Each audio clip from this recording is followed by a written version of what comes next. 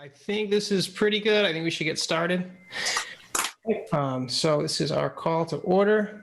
I have a message here for everyone. Pursuant to Governor Baker's March 12th, 2020 orders suspending certain provisions of the open meeting law and the governor's March 15th, 2020 orders imposing strict limitations on the number of people that may gather in one place, this meeting of the Easthampton Telecom Advisory Committee is being conducted via remote participation.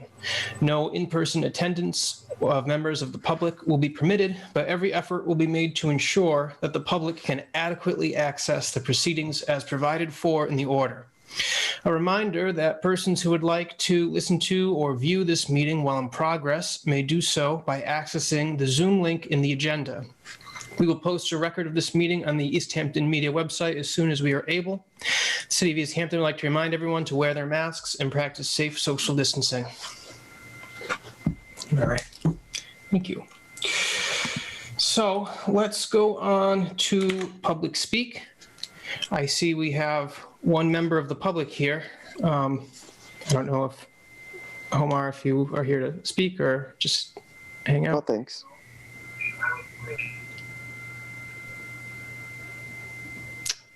You're muted, Omar.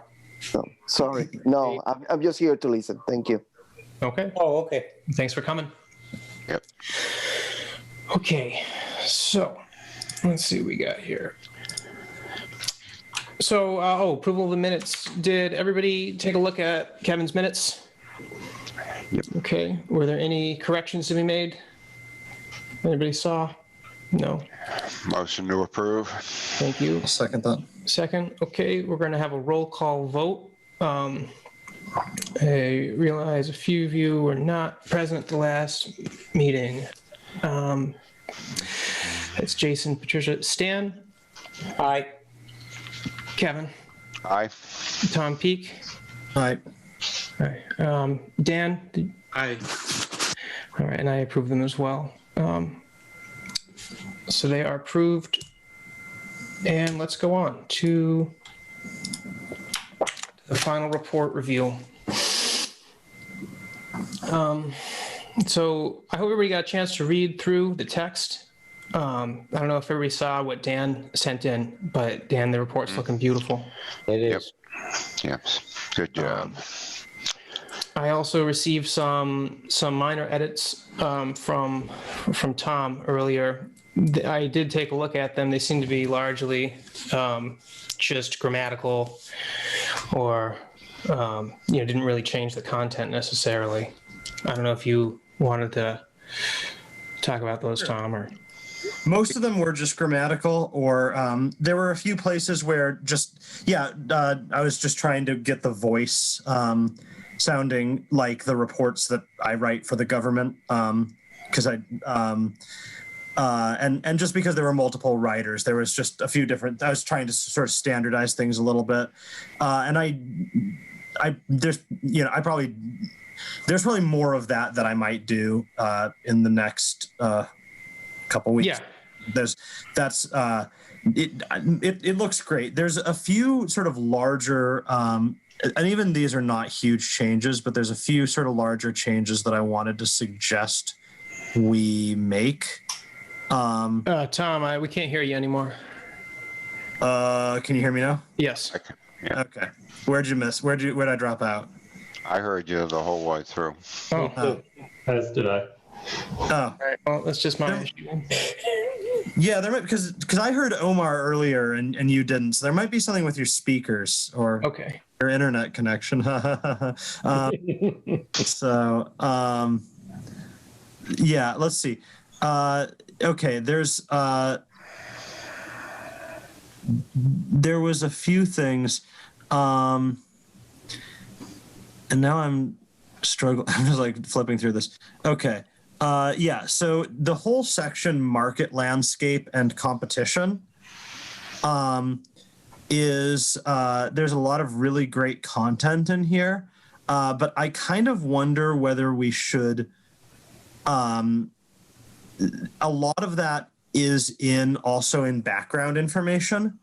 Like when we're talking about cable, there's like a section about coaxial cable in background information, and there's a section about coaxial cable in market landscaping competition. And same with like cellular service and whatnot.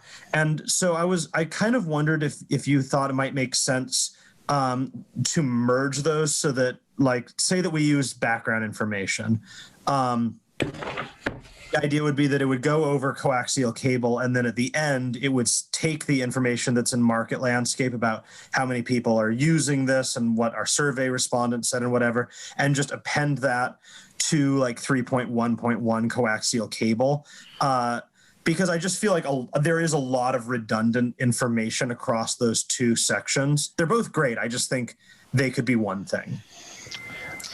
My comment on that, reading through chapter 3 originally, is it kind of went on, and if we combine these things, it's probably, I don't know if it'll make it better. Maybe we should just edit chapter 3 and condense it a bit and remove the redundant parts. I guess that we could take the non-redundant parts from 3 and move them to 4 just as easily. Okay. I'm open to either idea there, but I felt like you did, that went on a bit and it was repeating a couple of things. So. Yeah. I think the two sections have different purposes, though. So I do like that we have a section that gives a lot of background information and sort of educates the reader. But then it's a necessary part for us to talk about all of this in the context of a market and the competition that a potential broadband entity would face. So I think it's a useful distinction, and it's useful to separate the two. Yeah, I mean, as far as how much redundancy is necessary, I don't know, but I do think it's still necessary to have a specific section on the market in Easthampton and the potential competition. So. Okay. Yeah, I agree. Maybe what we should do then is for the background information, should we maybe restrict where these things have a section in both? Should the background information maybe focus more on the physical technology, and then when we're talking about like actual usage or things like that, so like if you're following along like on page I don't know, what is this, page 5, where there's the coaxial cable section. The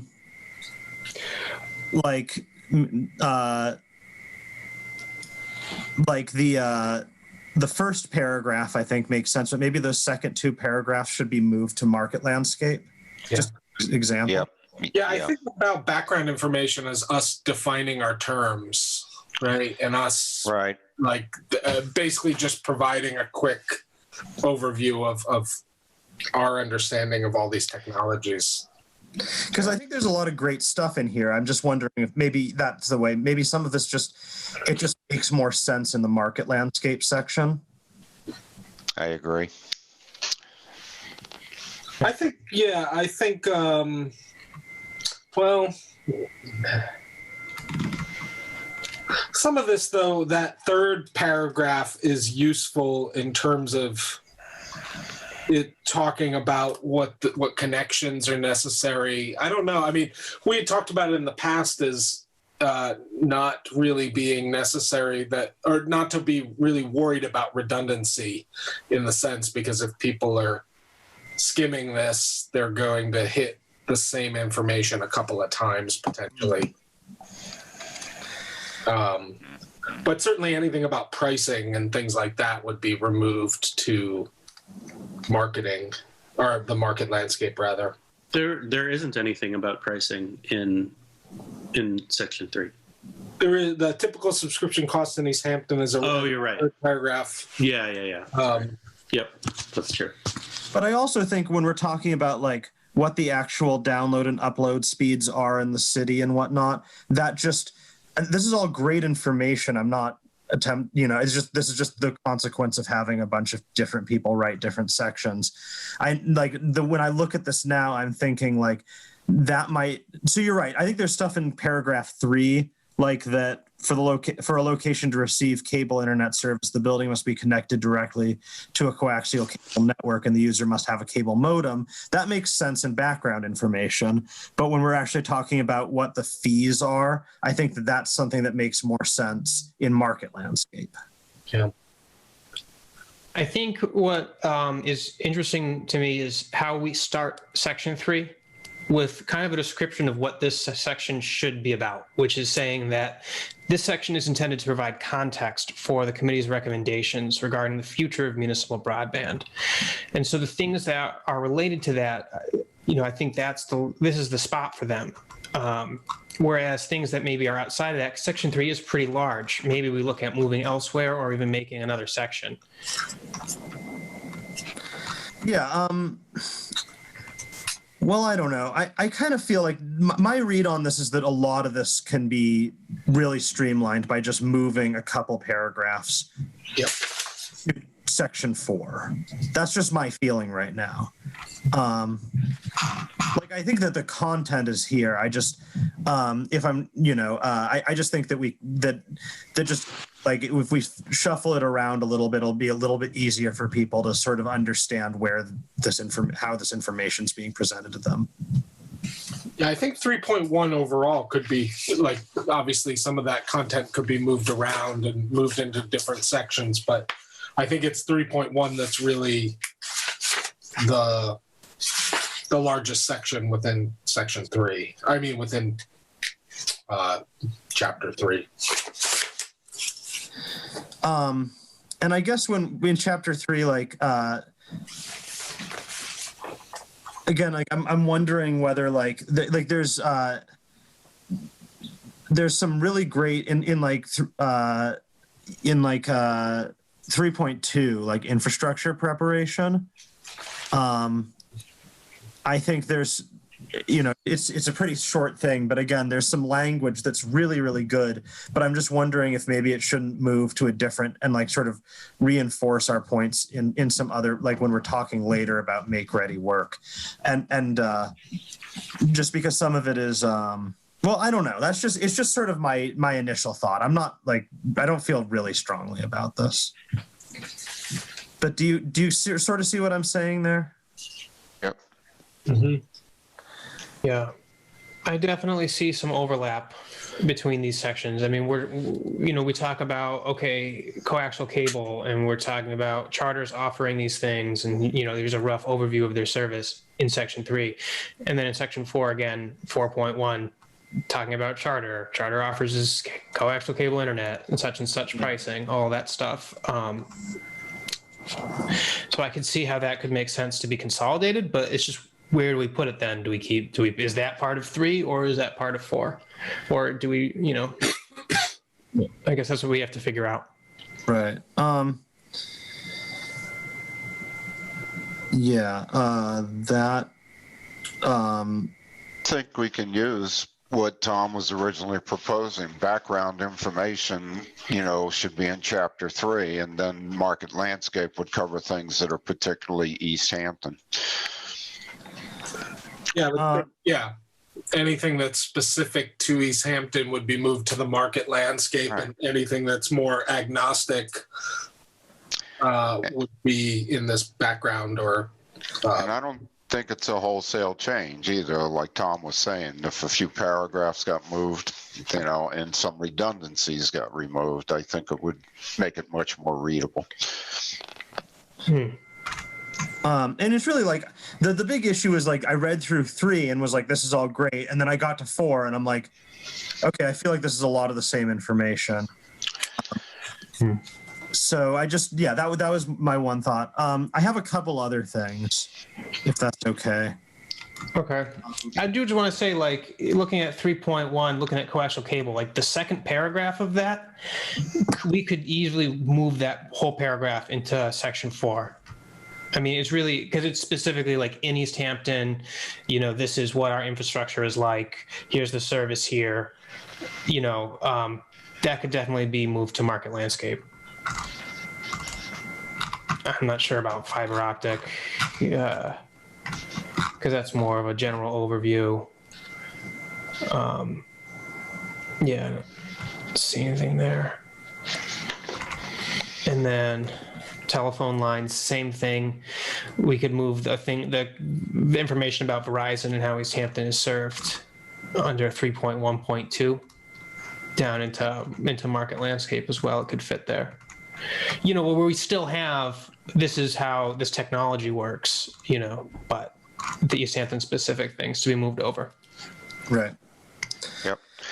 And a general comment is chapter 3 is pretty long and chapter 4 is very short. So taking some things out of 3 and putting them in 4, again, I think it would just make it read better. Okay. Does anybody have any contrasting opinions to this? I have something on this topic, which is, did you removed some stuff from it was either 3 or 4, right? Or I think it was 4, like about satellite. Yeah. Which is fine. I just wanted to make sure that was intentional.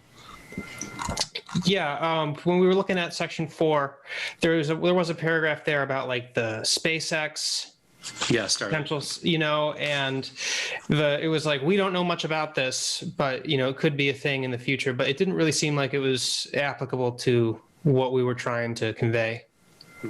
Okay. But if people want to talk about SpaceX more, I mean, we could look at bringing that up.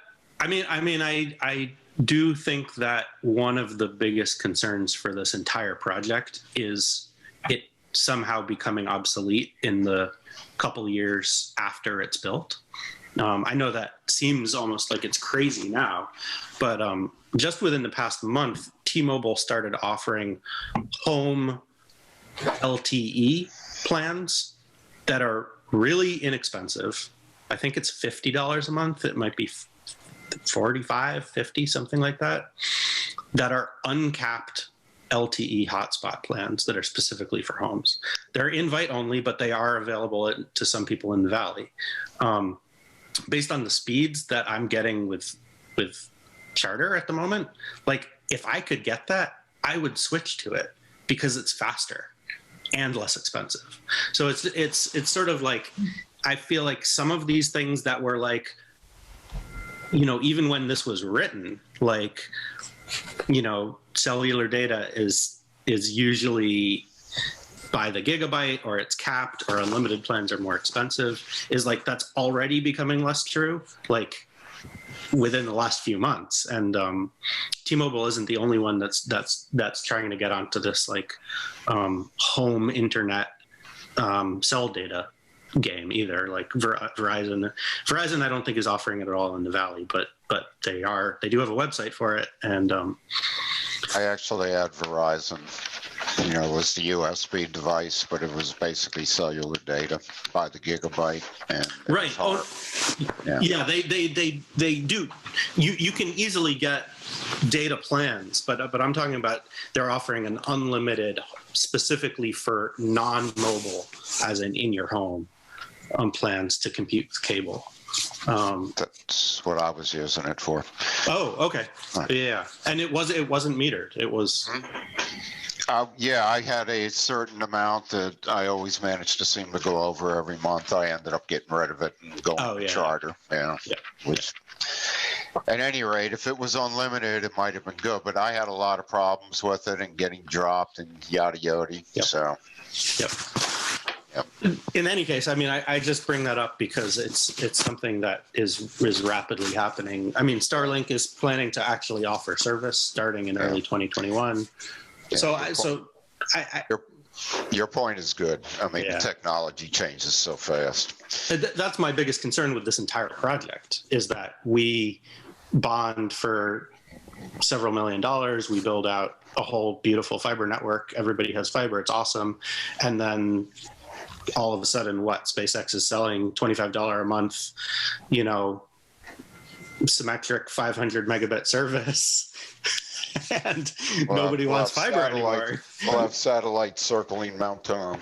You're right, right. And I don't actually think that's going to happen. I don't either. But a risk that we need to talk about. I mean, anything SpaceX related, I'm not, whatever. I won't go down that road. But the point is, Well, even if T-Mobile comes in and they Right, blanket sure. with yeah, $30 a month, home LTE service that's symmetric 100 megabit, like all of a sudden fiber looks a lot less appealing, I think it's if we're trying to be honest with the city about what the risks and rewards are, it's a technology that I do think we need to at least note sure, yeah, it's possible. Yeah. Yeah, I definitely could see we could maybe add a paragraph here talking about, the risk of potential new technologies, rendering such a network redundant. And we do mention that in the risks section, but I do think that when we're talking in either, in the market landscape, I think it might make sense to make, and we did have something there for a bit, so maybe it just makes more sense to just put it back. Or it can be rewritten. It can be rewritten more in context of. I'm not sure this would make sense. Makes a lot of sense to, spend time on that, because anytime you're trying to implement a technology project, you're always at risk of being overrun by a newer and better technology, and there's no way of totally protecting against that. I think the point, though, at least with respect to the satellite or SpaceX or any other technology, is that we should at least, as an advisory committee, we should at least, even if we say, hey, this is a thing, we know a little about it, here's the little that we know, we're giving the city council and the mayor and the citizens the full context, or a fuller context for, hey, this is a thing, other than like next year satellite takes off and we never even touched on it in the report, and the city council's like, hey, we didn't even know this was a thing. Now, on a similar note, in terms of protecting our population and holding on to our customers as things progress, we could certainly make sure that Easthampton media broadcasts are only available on our system and not available on SpaceX, which means that all of our viewers in Easthampton will want to be able to see meetings like this and city council meetings and mayor's announcements and so forth. The only way they'll be able to see that is on our system. Well, I mean, I don't want to get down too far down this rabbit hole, but we'll need a system. Like, I would be very, very shocked if we return to the public world and we're not still incorporating Zoom or something like it in some way, so that folks who don't have the ability to make it to meetings are able to access them. And we're not going to be able, that's going to have to be just something that's just internet based, and people are, I think, Stan, to your point as well, like in the interest of just general transparency, I'm not sure that it would be a good idea to, restrict people's access to something that's kind of an important, public information, just because they don't have our, internet. Well, it wouldn't totally restrict access, because, Easthampton Media will still post it on YouTube for people to watch after the fact. So they're not restricted. And obviously, SpaceX will take them to YouTube. I just meant for people to actually watch and participate a live meeting, whether it's on Zoom or whether it, in real time, whether it's on Zoom or whether it's, some other way. Yeah. I just have a hard time seeing. Well, it doesn't matter. It's just an incentive to keep customers. Yeah. Yeah. Tom, what was your next point? You're back on. Okay. Points. Sure. On 3.2.2, there's a section about about doing like a community crowdsourced poll survey, and is that something like, I know that we had talked about that, we had sort of gone back and forth about that. Is that something that we still feel should be in there? That's probably up to the city, I would think, at this point to determine, how that's done. Okay. I just know that when we had gone back and yeah, okay, cool. So we can just leave it in. I don't really mind. I just feel like when we last talked about this, there was some questions about sort of getting something like that off the ground. So I just wanted to make sure that I'm fine keeping it in there. I just wanted to just check in with everybody and make sure. Okay. Well, I agreed with you. I wouldn't have minded taking it out because I assume we're going to get a real survey of this. So. The thing that I remember some of the other MLPs we talked to had said that, if we did our own like kind of crowdsourced one, that it may not be considered a legitimate enough survey, and that another survey would have to be taken anyway to really, scope out the project. And so it would seem like kind of redundant work. That's my recollection too, Paul. Right, but I believe that's reflected in what's written in the report, that, we're presenting it as an option, but with the caveat of it would likely need to be professionally repeated, Yeah, as long as that's, it doesn't hurt to mention it. Yeah. That's for sure. Okay, cool. Because some other communities have done that, so it is a tactic that's been used in the past, so. Yeah. I don't think it's harmful to mention it and also mention the issues that would potentially come from it, so. Great. My next thing's on section 5.1, Whip City Fiber. And this is actually more of a global thing for section 5. When we're talking about people we met with, should we be using pronouns and last names versus first names? Yeah, I flagged that in my edits as well. Yeah. Where there was a first name. That's been mentioned before. Yeah. Okay, cool. And then when I was for a while, I was trying to figure out, there was just something that I, for whatever reason, ended up going to Greenfield's website, and I found on their website a piece of information that I thought was cool and wanted to insert into this section, but it's something I just found out, so I just wanted to tell you guys about it, which is that part of how Greenfield funded their project was through a community development block grant. This is cool because we're really good at getting community development block grants in the city. What did they use it for? For the build out of their of their fiber system. Okay, so they actually were able to use it for the infrastructure. Right. Yeah, I mean, I don't know exactly what, but if you go to their website, on the bottom it says this project was funded in part by, like, it's like an acknowledgement like you do whenever you get government money for that, where it says this project was funded in part by a community development block grant administered by the Massachusetts Department of yada, yada, yada. And that just seems interesting to me, because if we start talking about something like a pilot project, right? Well, if you targeted a lot of, I don't want to get too in the weeds, we're talking about a report, but like, if you targeted like a lot of the neighborhoods, the densest neighborhoods, the neighborhoods where you're going to have the most subscribers per mile of fiber, are also some of our neighborhoods, are some of our most economically distressed neighborhoods, which are the ones that are really easy to get community development block grants for. So there's like a potential there for like there's just a potential there for something really cool, and I just put it in, but I just wanted to, this is just me saying I wanted to put that in, and I put that in despite the fact that we hadn't discussed that internally yet, because I found it out and I thought it was an important thing. That's I awesome. noticed that, Tom. Yep. And I appreciated that change.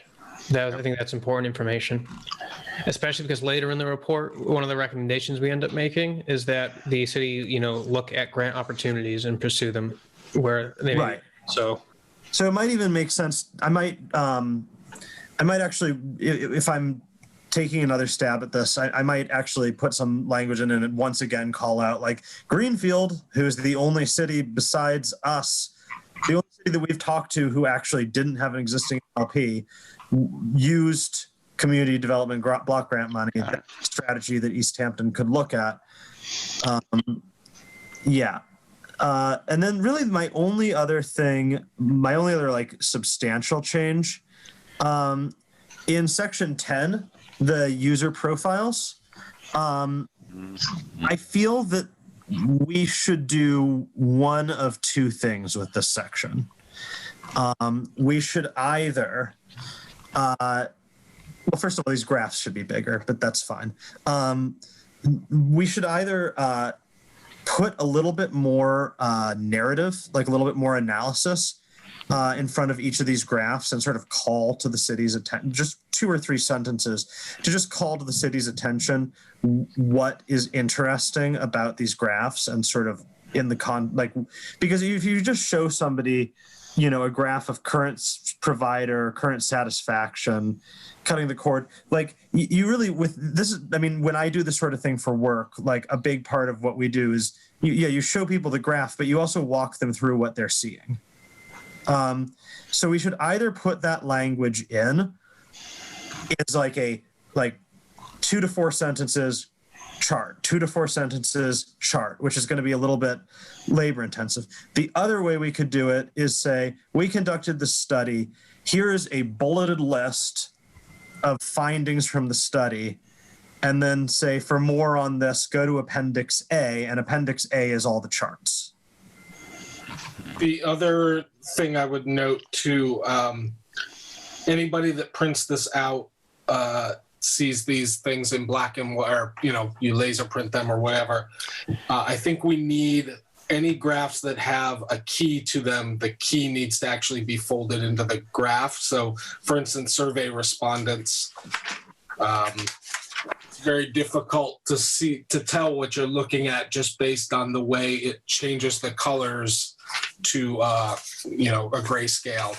So I would say if anybody prints this out, they're not going to know what they're looking at. So, for instance, put 72% homeowner, you know, put homeowner next to the 72%, just so it makes it a little bit more readable and accessible for anybody that can't, you know, has color issues.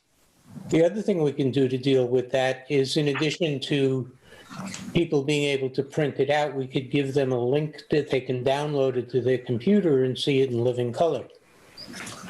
Yeah, but some people print it out, and people that print it at meetings, they'll eventually, you have to at least think through, like, if this thing lives in some different form. Yeah. Okay. I think that's a really good point, Jason. Yeah. So it's just it's not every graph, but it's a few. So I think we could move up those labels into the graph themselves, which could also help us make it a little larger if we didn't move them off to their own appendix. I mean, the other thing we could do is, instead of using colors on the graphs, we can use different types of cross-hatching. Yeah, to distinguish the sections, and then everything will look fine in black and white. Yeah, it might be more work than it might. Yes, just to be like put the labels next to the numbers or whatever. Okay. I think either way, the point is we have to make that readable. Yeah. Whichever way we do that with the graphs. I had a question for you guys on this section about we kind of talk about these user profiles, and we show all the graphs, and then we get down to comments from the survey respondents and just kind of have like a big block of these are just comments that people said. And I was wondering if it would make more sense for this section to kind of break those up and have, okay, so we have these graphs, and then here's comments that are related to this information, or we have user stories, and here are some of the comments, and I haven't gone through and linked them all, what would make sense or not, but just to kind of incorporate those comments throughout this section instead of just having like a whole block of them at the bottom. I actually think that's a kind of cool idea. Yeah. It illustrates, it reinforces the user stories. I mean, to that end, I was thinking, I initially suggested the idea of user stories way back, but I don't know if that's the most appropriate term anymore, or the most appropriate name for the section. I think it's a useful section, and including, for instance, that very first comment would go well under remote and office workers. Since we both do remote work, ... That would, anything that supports each of these profiles would be great, I think. Yeah. And I don't mean like, every comment that could relate to remote work, but having one or two, I think would be really useful. It would really illustrate that. Now, if we are in fact going to move all the graphs to an appendix with their explanations, we could also move the user comments to appendix, to another. I love the comments, though. I think they should stay in the body. Okay. I thought.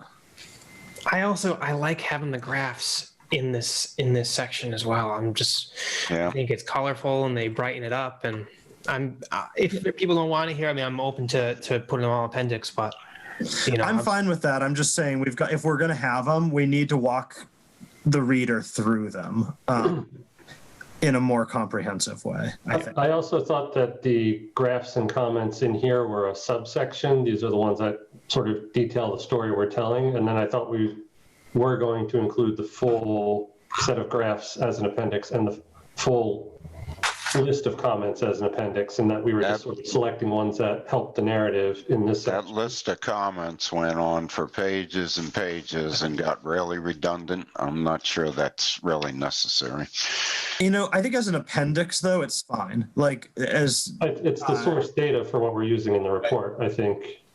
They should be presented. I would caution everybody to read the list of comments and then decide how you feel about this. That's all. I think releasing the full data set is important. I know that we have that spreadsheet, whether or not we make it some publicly available Google sheet that people can look at, while at the same time we need to make sure it's anonymous and that any identity information is stripped out. But I do think having that full set of data is helpful as a support tool. So we're going to leave this section the way it is, only clean it up and put the blurbs in that Tom's talking about, and then have a full appendix of these charts and comments. Is that where we're going? Sense to me. All right. I'm good with that. Yeah. We're going to end up with like a 900-page appendix. Yeah. That's honestly though, as someone who writes public policy papers for a living, that's how a lot of my papers go, are look, here's what most people are going to be interested in. And then, here's if you're going to read it, here's the executive summary. If you want to read the whole report, then whatever. And if you're a real nerd who really, really, really wants to know about this stuff, then here's this super long appendix that has all of the stuff, not just the stuff that we thought was important to see. What other appendices have we discussed besides the report and these comments? At one point, I think Paul mentioned a survey of the rates around towns. Yeah. Surrounding towns. That to me would be a useful appendix, or even in the report. So, I don't think. Go ahead. Oh, I'm sorry. I didn't mean to interrupt you. Sorry. I think anything we've put out in the past, for instance, Greg's original statement midstream, is useful to have. This report should be sort of a portfolio of all of our work. Should just, if anybody wants to go through and reconstruct everything from all of our data, then I think that's helpful. I think we also talked about Paul's opening comments from the public meeting, or any other records related to the public meeting. Yep. Even if I don't remember if we took an attendance log or anything from the public meeting should also probably be captured, I would think. I had some information about that in the minutes, but I thought there were a few people that were writing down what was going on at that. So. Yeah, at the very least, I think, any official statement that we've issued to date, Another thing that might be cool to put in would be the, and we could get this from Barb, but while we're talking about this, I just want to say that like, we like us to vote on this soon, like next meeting, preferably. So like, if we're talking about these things, we should probably walk away from this meeting with like commitments on who's going to do this stuff. But like, I think that getting the precinct, in fact, I think I have this because I think there's a picture of me holding the sign that me and Dan had with all the precinct information, but just the table of the precinct by precinct tallies for question 4 on the 2019 ballot.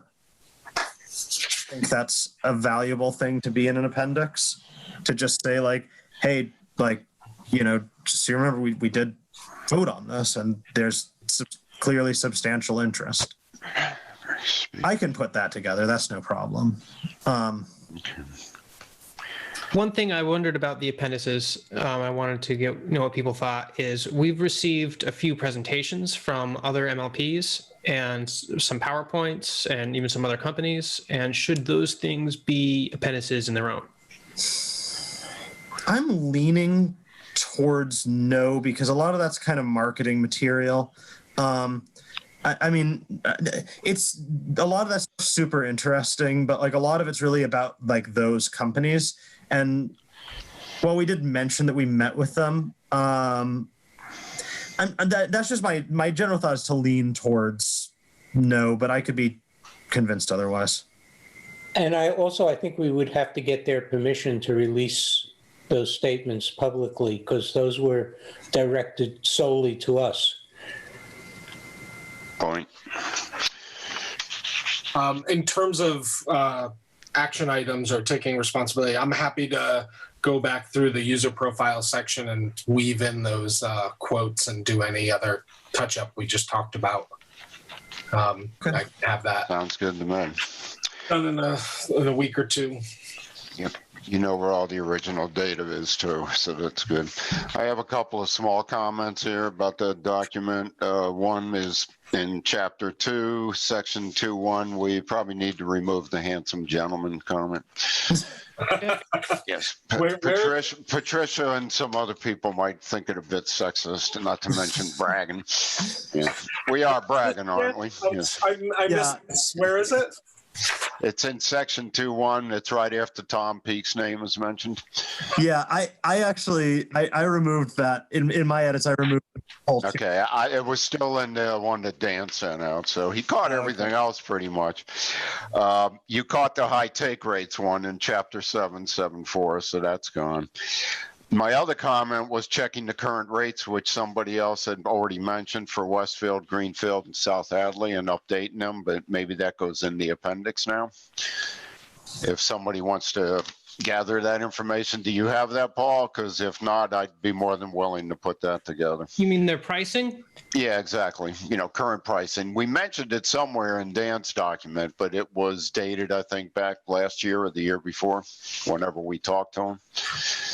So. Yeah, I know we have it in there. We should check and see if it has been changed. Okay.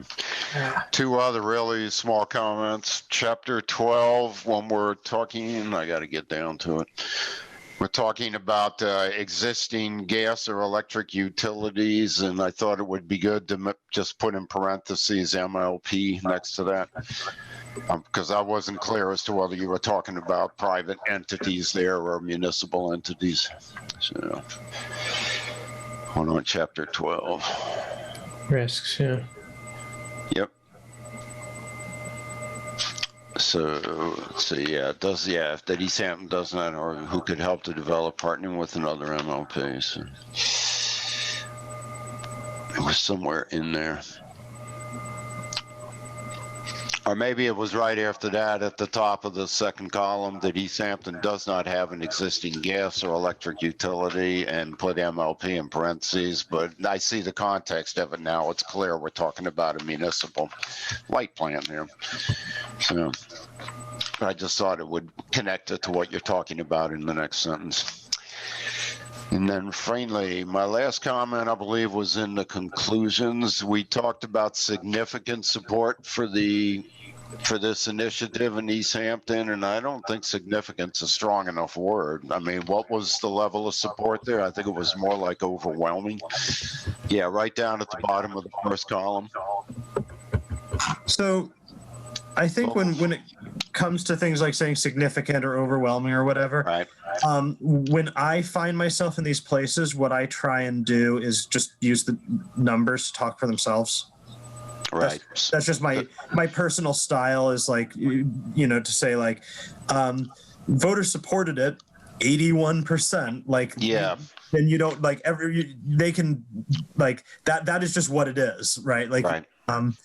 And I think the numbers were in that neighborhood. So I think just saying, that it was 4-1 or 80%, that kind of indicates what kind of support there is. So, yeah, but I think significant, just what, that kind of says significant doesn't even imply a majority. So. Yeah. I also wanted to mention, I'm looking at 12. I don't see any language about the idea that, actually, never mind. I see it now. I just had a blind spot there. Okay. About the a potential that a new technology could just render a network obsolete, theoretically. Yep. Because, anything can happen. If that were true, Harry wouldn't have DSL. Right. And Back to the Future. I don't want to overly frighten, or not frighten, but I mean, I'm not sure if other people disagree, but it would seem unlikely to me that like SpaceX, within a couple of years is going to take over all internet usage, or just, would have a technology deployed that would render something like a fiber network obsolete. Right. And I mean, here's what I think could definitely say pretty easily is that like fiber carries data along chemically pure glass through lasers, which is so cool. I just really I think, but where I'm going with this is that this data is moving like at the speed of light, right? Like nothing that moves through the air is ever going to be as fast as fiber on a pole. Fiber to the home, like there's just isn't a technology that has even been conceived of which is faster than fiber. Yeah. There could be a technology that could be conceived of that might be cheaper than fiber. Speed of light. Yeah. I think in some ways it's analogous to what we have at home here. I have both hardwired and Wi-Fi connections. There are some connections where I just need a hardwire because it's more reliable and it's faster most of the time. Wi-Fi is more convenient and easier to deploy, but I think a fiber network, if we built it, would be viable for at least a generation. Yeah, I mean, it'll work for a generation. Right. The only area where we actually could run it, I mean, and there's, for what it's worth, like that book about fiber, one of the things they said is that like we don't know how long fiber lasts because it hasn't stopped working yet. Like fiber from the 80s, fiber that is older than me still is up on the poles and working. So like this will be around for a while and it'll work for a while.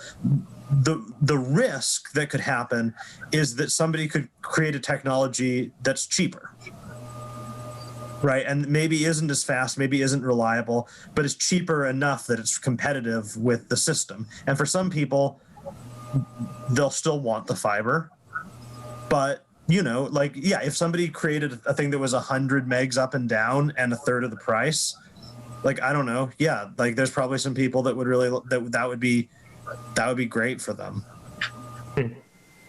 So I think we need to, I don't want to scare people, because the other thing is that I think that a lot of the things that people talk about when we talk about 5G or satellites or whatnot like that, a lot of this is, we've been talking about this as a potential for a while, and it hasn't happened yet. Like we haven't seen it yet. Even if we see it in some places, we might not see it here. But I do think that we would be like, because when we're talking about what at minimum for a pilot project would still be $1 million or $2 million project for the city, I think we'd be irresponsible if we didn't say that like this is a devolving market and we cannot guarantee with 100% certainty that a viable competitor will not emerge.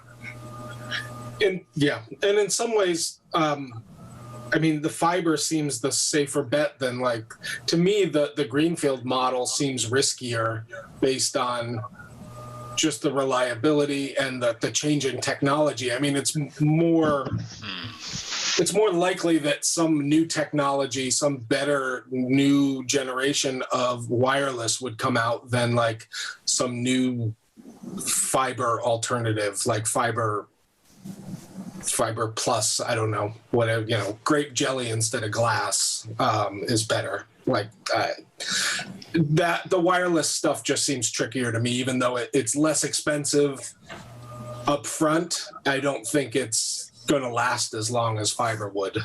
No, definitely not. I do also want to just iterate that, I mean, as far as our national internet backbone is all built on fiber. And so for any of these other technologies to interact with that network, there's a conversion process, and that creates a bottleneck no matter what technology you're using. Now, obviously, like LTE, the speeds of that are not anywhere near what fiber is. So the bottleneck is not that it has to be converted to fiber. But, at some point, all of the data that we send over the internet is hitting those fiber networks. Yeah. So it's, I guess what I'm saying is, for fiber to be truly rendered obsolete, the entire national internet backbone would have to be obsolete. Well, right. Although we're not talking about fiber, we're talking about a municipal fiber to the home network, right? Like, yeah, Right. doubt that like fiber will remain part of it. The question is like, is this a good thing to invest in? I think it is, but I also think like the risk, like there are risks that could threaten like this MLP being a sustainable thing without threatening like the existence of fiber as a technology. That's true. That's a good point. I would also bring up the local utility that's building a giant ring network right now based on fiber. They seem to think it's a pretty safe bet, They've built a giant ring network. And how about that? Yeah. And it ties into the nationwide backbone. So, I mean, fiber's the future. So, at least the foreseeable future. Yeah. So it's not to get too off track. I think that we've really worked over this point a bit. I think we're kind of on the same page that we want to be upfront that, yes, things could happen with technology. Technology is always changing, evolving. But we also don't see anything that's coming down the pipe in front of us that is going to make something like this obsolete either. It's just the potential someone could invent something. Yeah. And there are people who say they're going to, and I don't really buy that they will. But it's not like this is like, right, there's people who are saying everything's going to be satellites soon. I don't think that's going to happen. But if there's people with billions of dollars saying that they will, I do think we need to mention that to the people who would be on the hook for the bond. I mean, satellites got some real issues with latency, which fiber doesn't have, too. No, for sure. But are there people in the community who that latency wouldn't be an issue if it was a third of the price? Like, do we know that it would be a third of the price? No. No, we totally don't. I'm just saying, there's, Is anybody else picking up an echo? Yeah, Audio? and you also. I think it's coming from Patricia. I think from, yeah. Yep. It just went away. So, okay. Yeah. All right. Well, I've done all my comments. Kevin, do you have any more? That was it for me. Mine were pretty minor. Like I said, Dan caught almost everything that I was talking about before this. I have quite a few, but I think they're mostly probably grammatical ones that Tom picked up and some just phrasing. I don't know if it's worth the committee's time or if I just will forward my comments to Paul for incorporation. There's no substantial changes to anything, just could this be phrased better? Is this clear in this format? Stuff like that. So Yeah, if it's not content related, yeah, send me what you are looking at because other people have as well. And I think that there's a lot of overlap there. And we're going to work through that line by line anyway. All right. Over the So next. as far as editing this thing, Dan mentioned he'd like to keep it in a PDF format or Yeah. on that. Let me, I'm going to retract what I said in the email there. Okay. I think it makes more sense to have Paul maintain the Word document, and then I can roll those changes back into this. The only thing I'd ask is, Paul, if you could just highlight anything that you've changed. For sure. Anything I can do to make it easier for you. That's all it is. Just anything that changes, just throw a yellow highlight on there. Jason, you would roll your changes back to Paul too, I'm assuming. Yeah, on mine, I actually didn't make any edits. I just highlighted with comment. So my edits are in a comment bubble adjacent to anything because I didn't want to lose the thread of how it was changing. So. Okay, cool. And I can do. I will take. I'll take a stab at the sections 3 and 4 rearrangement because I have a pretty good idea of what I'd like to see there, and then if we want to do it differently, we can talk about that. But I do think that we probably need to have some of us, like maybe. I mean, not everybody, but I think we need some of us to be meeting like maybe as early, like, okay, so here's my basic idea. And tell me what you guys think about this. I would like this report to be done by the end of this presidential administration, which would mean the next meeting in January. And the reason for this specifically is that depending on how a couple things shake out, there likely will be some economic stimulus bills floating around, and with a narrowly divided Senate, what that will probably mostly be is infrastructure handouts, because that's basically the only thing that you can usually get a big group of people to agree on, because everyone likes sending money back to their state or district.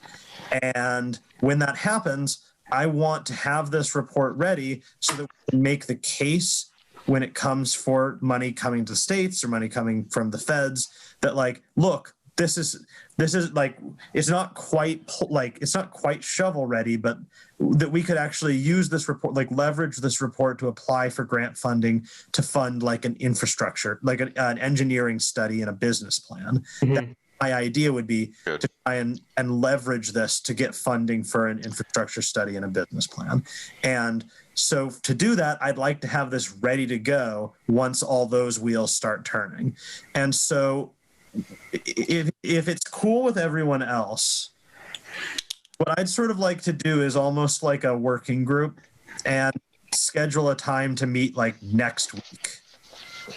And then meet like each week for the next 4 weeks, so that, I mean, and I know that's a lot of work, but we're so close. And I feel like for the last few months, it's been a thing where like we've been so close every month, and then we don't quite get there because we've all got a lot of stuff going on. So this is kind of my idea, is I'd like to meet like regularly over the next month, finish this thing, and then vote on it next month. Does that make sense to everybody?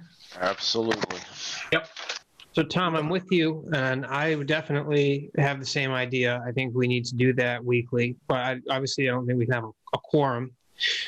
And I think we should have a final document. Subcommittee. Yeah. Just do it as a subcommittee. We've already discussed this. Yeah. And I think that we should have a final document in 3 weeks' time, so everyone could have 1 week to review it. And that would be by the 28th. And then on the 4th would be our meeting. And I think that we, even the concerns, even if there was no new administration or no stimulus bill, that this is the amount of work we have left to do. And, it's not like we're rushing this through, like we're there. That's all to summarize, so Paul's going to keep the document. Jason's working on chapter 10. Tom's working on chapter 3 and 4. The appendices, who's working on them? I'll do the appendix for I'll do the appendix for the vote results, and I'll pull the other statements to the extent that I can find them. Okay. What I will need some help with is I don't physically have, or I think it's shared somewhere, but if somebody could just drop all of the comments and all of the graphs just into a document that we can just append to this. Jason? I can grab the latest version of the survey. I mean, I have the canonical one that we decided the date of, we decided to stop, and that's what all these charts and graphs are based on. But it's lived on, and there might be additional. I can compare and see how many. There's probably a dozen new survey responses. But I'm willing to get in touch with Greenfield and South Hadley and Westfield and get the current rates and just throw a quick table together. And if we deem that worthy, we'll put that in the appendix. Great. And then, okay, so it sounds like there's 4 of us who are going to be making editing changes. And then, Dan, are you still on deck to just handle the general layout once everything's done? Good. So, Yes. All right. I can do any layout related, any formatting, whatever. okay, so then how about the 4 of us try and regularly meet over the next 3 weeks, get everything done, get it to Dan. He can do the layout. We'll all be back here first Monday in what's the first Monday in January? The 4th. Yeah, that's 4th. And So are we going to meet on Monday nights for the smaller group, or what are you proposing? Mondays are fine for me usually. Works for me. Mondays are good for me. For me, Consistency. All right, then let's go with Monday at 6. I don't know if we can Zoom this. Well, it doesn't matter. It's not a quorum. I can just use my personal Zoom. Like, Okay. Okay. we're just a working group. There's no Google need meeting. for yeah. And Google Meeting's pretty easy too. So. Great. Perfect. Okay. One it's cosmetic mostly, but it might be a way to use some other comments. Dan, in the layout, I don't know if this is done in reports. This is like magazine styling, but if you wanted some pull quotes to put interspersed into the columns, it might, illustrate some points. I don't know if they have to be representative of the whatever's being discussed, but if anybody wanted to put those in there, like identify some really helpful quotes that might fit in here and there on pages. I don't know if it's done. If it's not done, then, it was just an idea. Layout wise, it's certainly possible. Yeah. So then I have December 28th is when we're going to finalize the document so that everybody can read it and be ready to vote on it January 4th. Yep. And I just learned that my new employer, because my research shop got moved from one UMass body to another, so I'm now a UMass Amherst employee, and I guess I get that whole week off. So if it really gets crazy and we need to go into crunch time, I guess I'm free that week. Cool. Thing I learned this morning. I've managed to get rid of all my customers, so I have the next month off. So more than available. Cool. Okay. I have some brief work. Yeah. Is there anything else anybody here wanted to see addressed, or any information that they felt was missing from this report? Well, I wanted to ask the group, I started today surfing the web, looking for various kinds of grants and funding that might relate to what we want to do.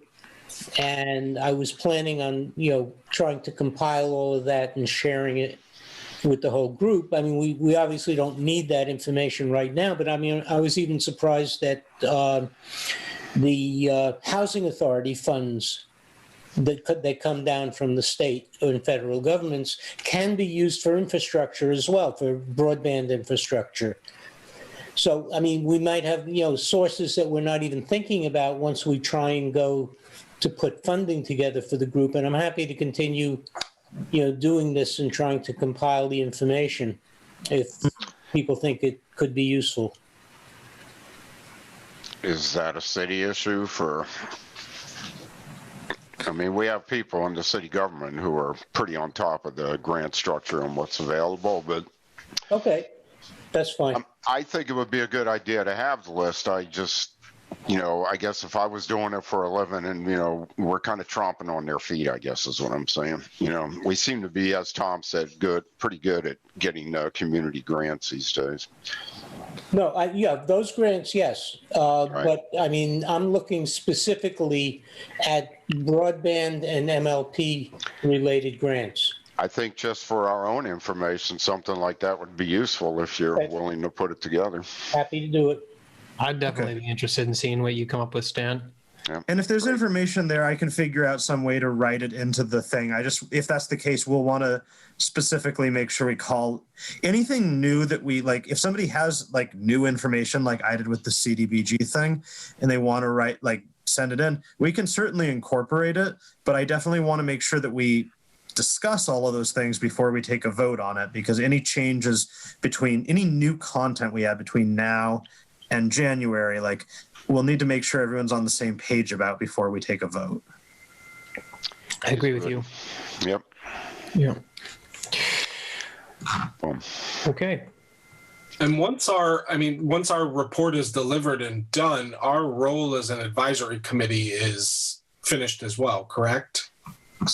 Okay, so we may live the exploratory process may live on in some other form, but not in our job as a committee would be done. Yeah, the ordinance that formed this committee gave it a specific task. That task will be over. The mayor may want some sort of working group to continue to explore these issues, and some of us might be involved in that. But this specific body will cease to exist once we finish that report. That's great. Yeah. No, I think that's good. Looking forward to finishing. We've done our job. It's time now to hand it off to the city in some other form of governance, shall we say. So. Cool. Well, I really appreciate the work everybody's been putting in. I really appreciate the feedback today. This is great. And the report looks great. It really does. Thank you all. It's been a while since I've seen you all, and this is represents. What did you say your name was again? Harry That's right. Schumann. No, thank you all for this. The report looks great. It's really come together in the last couple of months. Okay. And thank everybody for their patience. So, it's been a long haul here. Yeah. Oh, yeah. Great. All right. Well, if that's it for today, I think it is. Then is there a motion to move that we adjourn? Second. Okay. All right. Thank you, Stan. So again, it's a roll call vote. Jason? Aye. Aye. Patty? Or Patricia? Aye. Stan? Aye. Kevin? Ta-ta. Thomas Peak? Bye. Dan? Aye. Tom Malsbury? Aye. Okay, then it's unanimous. We are adjourned. Thank you, everybody. And Thank you. Everybody. Cheers.